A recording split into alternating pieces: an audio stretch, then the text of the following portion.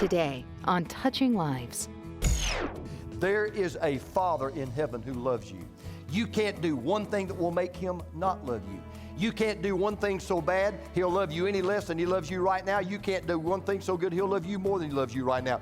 You have a Father who loves you. And there is no limit to how far he'll let you go. But there's also no limit to how long he'll wait for you to return. With hope and encouragement for life, this is Touching Lives with James Merritt.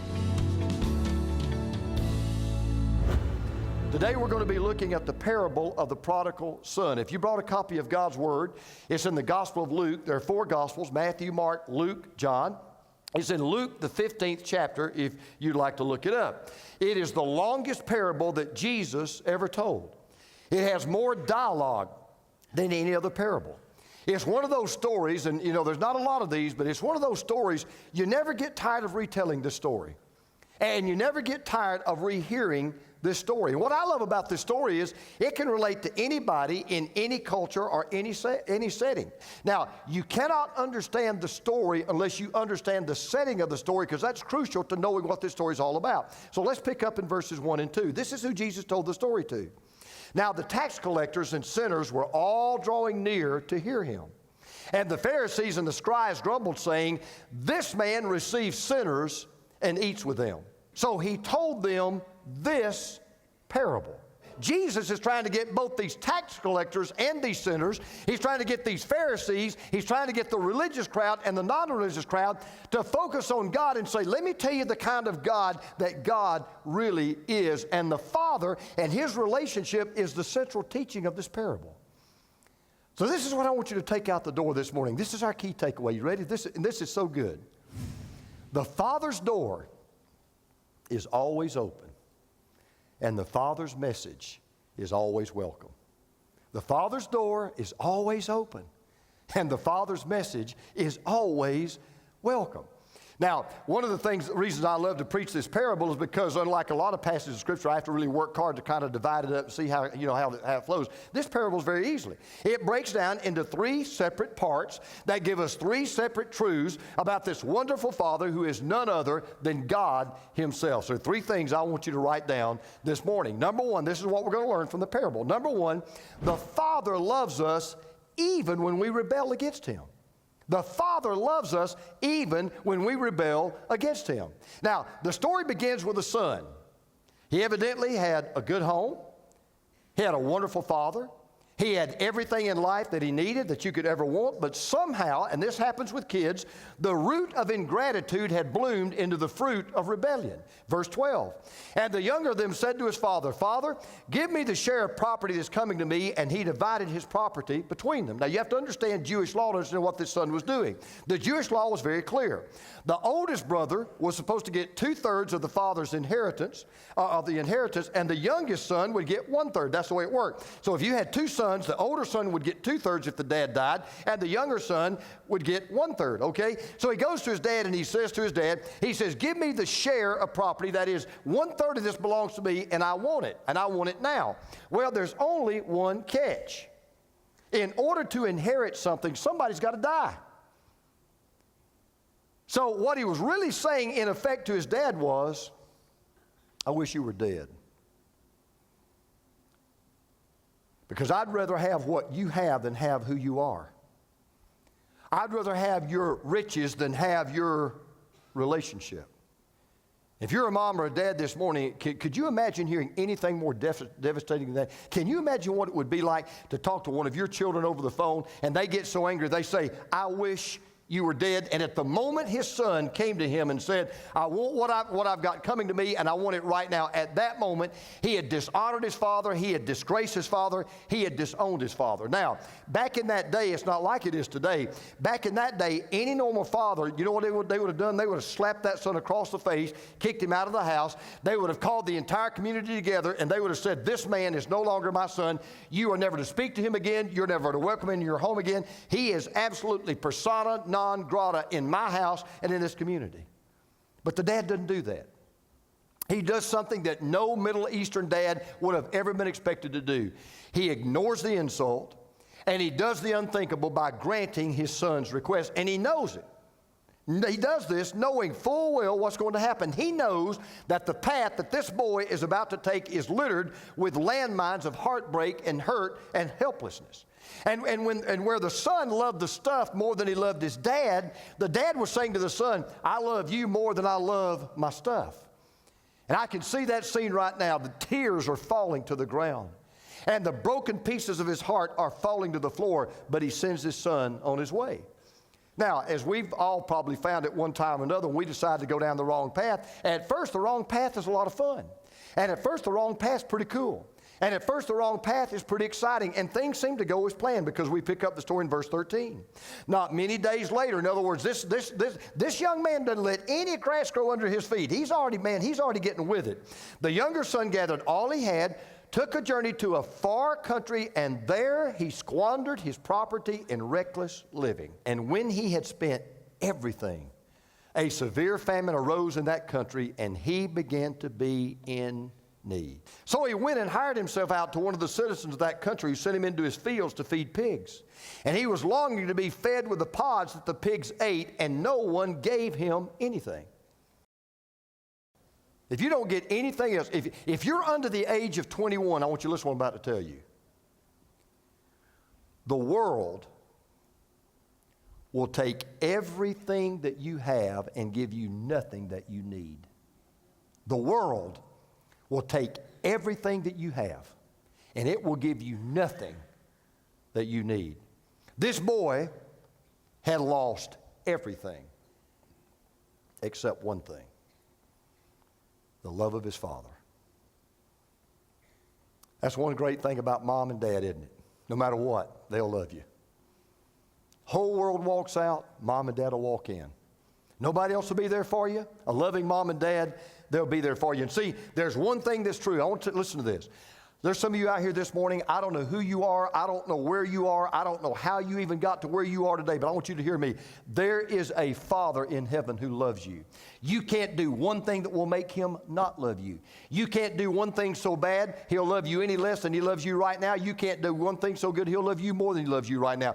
You have a Father who loves you. And there is no limit to how far he'll let you go. But there's also no limit to how long he'll wait for you to return. Because as you're going to see, even when you rebel against your father, he leaves the front porch light on. He leaves the door unlocked. Because I want you to write down the second truth we learned from this parable. The Father accepts us when we return to him. The Father accepts us when we return to him. Now, the boy has gone from the penthouse to the pig pen. And scene 1 ends with these words, verse 16. And he was longing to be fed with the pods that the pigs ate, and no one gave him anything. I want to say that again. Let those words kind of just hang in the air. No one gave him anything. Now, you want to see a picture of bankruptcy. This boy's bankrupt in every way you could imagine. Oh, yeah, he's financially bankrupt, but it's worse than that. He's spiritually bankrupt. He's socially bankrupt. He is relationally bankrupt. The only good news for this young man was you can't get any lower than rock bottom, right? I mean, that's as low as you can go. So now we enter to part 2 of the story, verse 17. But when he came to himself, that's a key phrase. When he came to himself, he said, how many of my father's hired servants have more than enough bread, but I perish here with hunger. And it's so interesting to me that this boy came to himself. Because let me tell you something kind of fascinating I've learned. When you run from God and you rebel against God and you get away from God, let me listen to this. It doesn't just affect your heart. It affects your mind. You not only can't live right when you're apart from God, you can't even think straight when you're apart from God. But as the Son shows, when you return to your senses, you'll return to your Father. Verse 18. I will arise and go to my father, and I will say to him, Father, I have sinned against heaven and before you. I am no longer worthy to be called your son. Treat me as one of your hired servants. Because something in that boy's heart said, Even though every other door on this planet has been slammed shut, there's one door I'm going to bet is still open, and that's the door to the Father's house. Verse 20. And he arose, and he came to his... I sometimes can't even read this without choking up. Such a great picture. And he arose and came to his father. But while he was still a long way off, his father saw him and felt compassion and ran and embraced him and kissed him. If that doesn't touch your heart, you've got a heart of cement. This verse never fails to just absolutely set me on fire. This son who had strutted out the front door is now slinking up the dirt road. Can you just see this kid? Shoulders are stooped, head down. He stinks to high heaven. He's lost 50 pounds. He looks like he's got some kind of a sickness and some kind of an illness. He's probably hoping nobody will see him. And the father sees him. Why did the father see him? You ready for this? He was looking for him. When the kid came back, he's not only broke, he's also broken. And here's this stinking, smelling, absolute, total failure. And when the Bible says he kissed him, what it says in the Greek language literally is he smothered him with kisses. Kissed him over and over and over. The boy's filthy, but the dad can't taste the dirt. The boy stinks to high heaven, but the dad couldn't smell the stink. He's kissing that boy so much the boy can't even talk. And let me tell you what you're looking at. You're looking at the beauty of a father's love, and you're looking at the power of a father's grace, and you're looking at the joy of a son's return. So right now, just in your mind, take that snapshot right now. Because what you're seeing in that one snapshot, what you're seeing in that one picture is how God the Father treats everybody who decides to come home. You're here this morning and you say, you mean God will welcome me? You mean you don't even know what I've done? No, sir, no, ma'am, I don't. You don't even know the condition I'm in right now. No, ma'am, no, sir, I don't. You don't know the kind of lifestyle I'm involved in right now. No, ma'am, no, sir, I don't. I'll tell you what I do know. When you decide to come home, He will see you with the eyes of forgiveness. He'll speak to you with a heart of forgiveness. He'll run to you with the feet of forgiveness. He'll fall on you with the arms of forgiveness. He'll kiss you with the lips of forgiveness. Now, you remember that son had a speech. He had kind of written it down and memorized it and rehearsed it. Remember that little speech he was going to give? But I want you to notice what happens. Verse 21. And the son said to him, Father, I have sinned against heaven and before you. I am no longer worthy to be called your son. You remember what else? There was another part of that speech. He said, would you just let me be a slave? Would you just let me just stock products on the shelf on the store? I'll be happy to do that. But the father said to his servants, bring quickly the best robe and put it on him and put a ring on his hand and shoes on his feet. Now remember, the son was going to say, look, would you just hire me as a servant? He never even gets to finish the sentence. Now I want you to watch what happened. This is so cool. Father says, first of all, bring out the best robe. All right? Little guess. I'll just let you guess. Who do you think the best robe belonged to? The dad. What he said was, bring out my robe. And when he said that, this is what was going on. The son had just said, Father, I have sinned. But the robe said, son, your sins are forgiven. Then the father puts a ring on his hand. Now, let me tell you what that meant. A ring in that day was the way you transacted business. It had the seal of the family on it. So you could sign a contract, you could make a business deal, do whatever you wanted to do, and all you had to do was put that seal of that ring on there, and it was a binding contract. So in other words, what he did was he gave the boy access to his bank accounts, he gave the boy his credit cards, he gave the boy all of his resources, and where the son had said, I am no longer to be worthy, I'm no longer worthy to be called your son, the ring said, but I'm worthy to call you my son. Then he gives him some shoes. Now in that day, slaves were barefoot. Only family members got to wear shoes. And where the son said, or was going to say, just let me be your slave, the shoes said, you're not a slave, you are my son. Now, Why is the dad doing this? What moved the father to do this? Well, we're told, because the lost son has been found. Verse 24, for this my son was dead and is alive again. He was lost and is found, and they began to celebrate. Now, let me just stop right there. See, the first part of the story is good news for the bad guys, the tax collectors, the sinners, the people that don't go to church. The second part of the story is bad news for the good guys. Because what he's going to say to them is, you got to come home too. You're lost, you don't even know it. So here's the third thing I want you to write down. The Father pursues us when we reject Him. The Father pursues us when we reject Him. There was one person that was royally ticked off about this party, verse 25. Now his older son was in the field, and as he came and drew near to the house, he heard music and dancing. And he called one of the servants and asked what these things meant. And he said to him, your brother has come, and your father has killed the fattened calf because he's received him back safe and sound. But he was angry and refused to go in. His father came out and entreated him. Now, most sermons never deal with this brother.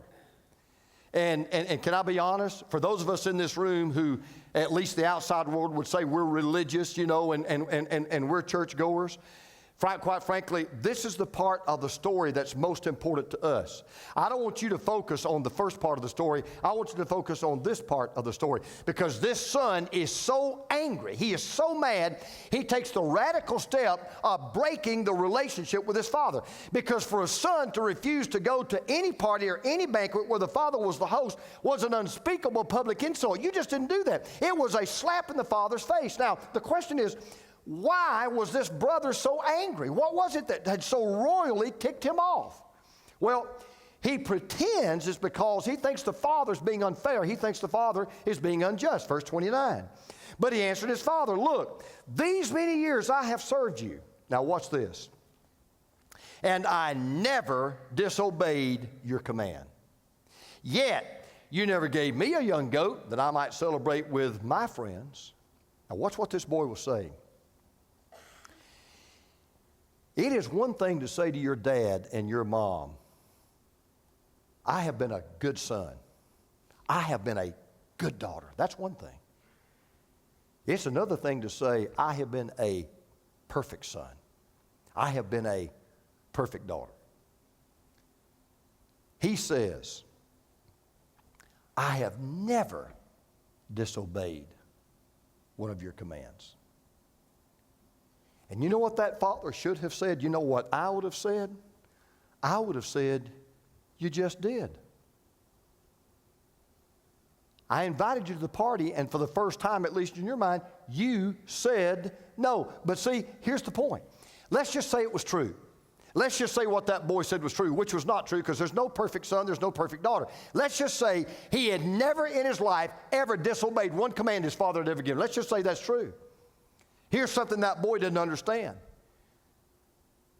What made that boy the father's son was not his performance. Because performance has nothing to do with position. Your performance has nothing to do with your position before God. Absolutely nothing. And see, there are a lot, I'm just being honest, there are a lot of church-going, very religious, very fundamentalist Pharisees. They don't understand that. They think, well, I go to church, he doesn't.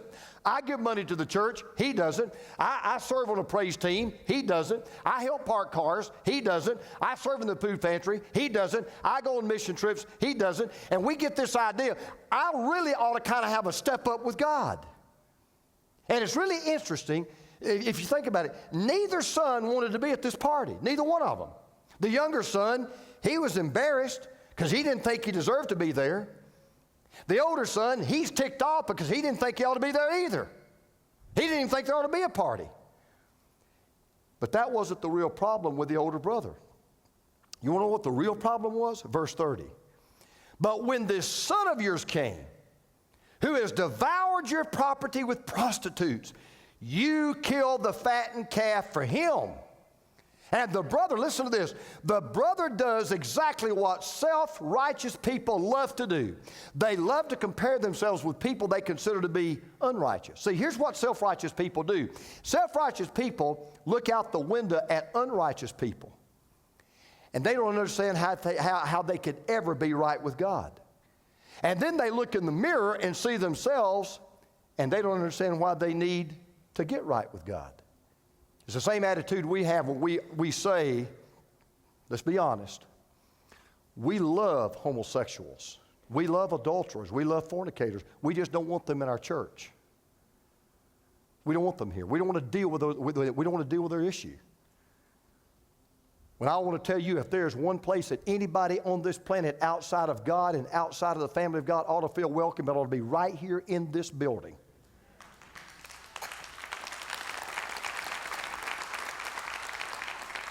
We ought to be the ones to say, look, I don't have to agree with your lifestyle necessarily. We don't have to agree on a lot of things. But this is my Father's house. And His door's always open. And His mat always says welcome. And you will always be treated here with love and with decency and respect. So do you know why, listen, do you know why a lot of younger brothers are still out there and not in here? Do you know why they don't want to come in here? Because frankly, they see a church full of older brothers who don't want them to come. And they're afraid if they do come, rather than be touched with the warm hand of love, they'll be slapped with a cold hand of judgment. Because see, self-righteous people, here's the mark. Self-righteous people think that unrighteous people can never be forgiven and should never be forgiven. I promise you, there are people on this earth right now that think, I don't care what that guy did in the last minutes of his life. There is no way a holy God will accept him into heaven. And that's the way self-righteous people think, because you see, the older brother was all into punishment. The father was all into pardon. The older brother was all into guilt. The father was all into grace. The older brother was all into revenge. The father was all into reconciliation. Here's a great illustration. Here's a great example.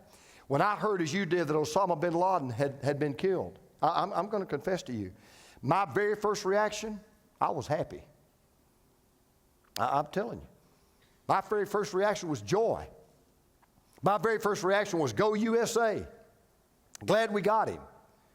And I watched, as you did, you know, people in front of the White House jumping up and down, clapping and screaming and yelling for joy that this guy finally got what he deserved. And every one of us probably in this room would admit there was this kind of smirk of self-satisfaction. And then it took me a few minutes to realize, you know, God didn't rejoice in the death of bin Laden. In fact, God says, I never take pleasure in the death of the wicked. See, God doesn't throw a party when lost people get killed. God throws a party when lost people get found. That's when God celebrates. And that's why the story concludes with these words, verse 31. And he said to him, son, you're always with me. All that is mine is yours. It was fitting to celebrate and be glad. For this your brother was dead and is alive. He was lost and was found. Now, as far as we know, the older brother never went back into that party. As far as we know, the older brother never went back in, never ever reconciled with his dad. And you know, it proves something that not only Jesus taught, but I've experienced in my own ministry. And can I just be honest here? You know what I've learned in my ministry? It is a lot easier to reach unrighteous people than self-righteous people. Unrighteous people are a lot more open to the gospel than self-righteous people. Because think about this. You tell me, who has a better chance of going to a doctor? A sick person who realizes he's ill, or a sick person who thinks he's well? So there's some of you in this room this morning, I don't know who you are, where you are, I'm not talking about individually, but I'm telling you, I'm talking to me too. Look in the mirror. Check your heart. Which brother would you be in the story? But oh, by the way, so this is something a lot of preachers miss too, and I used to miss it. You know, there's a third son in this story. You say, yeah, there's a third son in this story. Anybody know who that is? It's the son who told the story. And it's because of that son who died on a cross and came back from the dead that the door to forgiveness and the door of heaven is permanently open to anyone who is willing to walk through it. And everybody's story can have a happy ending. So here's the good news from this story. If you are away from God or you're on the run from God, there is a Father in heaven right now. He is watching, He's waiting, He's willing, He's wanting to welcome you home. And listen, here's the good news. No matter how far away you've gone, you can come back. No matter how far out you've gone, you can come in. And no matter how far down you've gone, you can come up. And when you do, you'll find a Father standing in front of an open door with loving heart and open hands. And the only words you'll hear Him say, welcome home. Whether you are the good kid still at home, the lost kid who's walked away, or the parent who loves them both, you don't have to face this problem alone. Call Touching Lives today at 800-413-1131. We want to pray with you as you navigate this difficult family situation. You can find hope and encouragement as we pray together.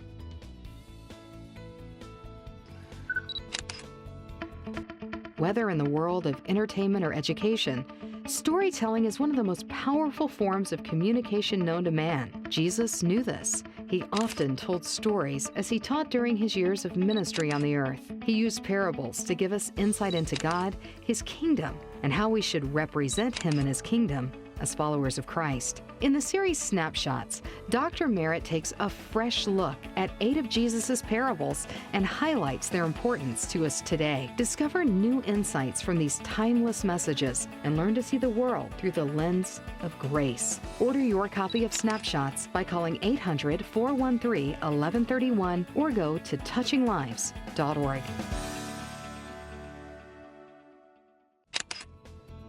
Countless families all over the world are longing to see their wayward children come back home. Not only do the parents need a word of encouragement, but the lost children need to hear a message of hope. Because of your faithful prayers and generosity to this ministry, Touching Lives continues to share the message of Jesus where it's needed most.